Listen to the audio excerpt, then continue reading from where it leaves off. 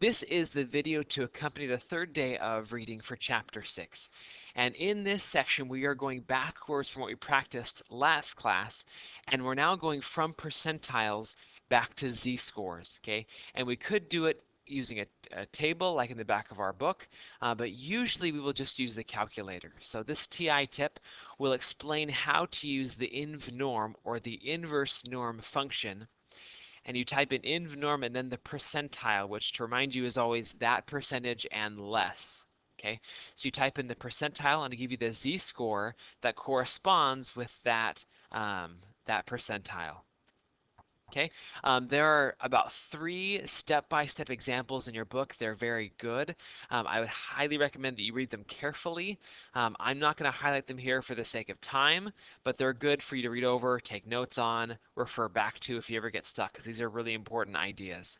Okay, there are 2 ways to check to see if a distribution is roughly normal. Okay, one is by creating a histogram like we talked about in class previously. Type all the data into list 1, you go to stat plot, pick the histogram one, and see if it looks like a symmetric and unimodal. Okay, the second way, a pretty powerful way, is to use what's called a normal probability plot. Okay, and a probability plot is a way of comparing it to the normal model. Okay, so over here on the left-hand example, this histogram looks roughly normal, symmetric and unimodal. Okay, and this plot looks roughly linear. Okay, again, there's no exact science in this. Does it look roughly linear or not? And it looks roughly linear, and so we probably could use the normal model on this distribution. Okay, over here we have one that looks very right skewed because it's skewed to the higher values. And in this case, the line does not look straight, it looks pretty curved. Okay, in this case, you would not want to use the normal model with this distribution because it's not very symmetric.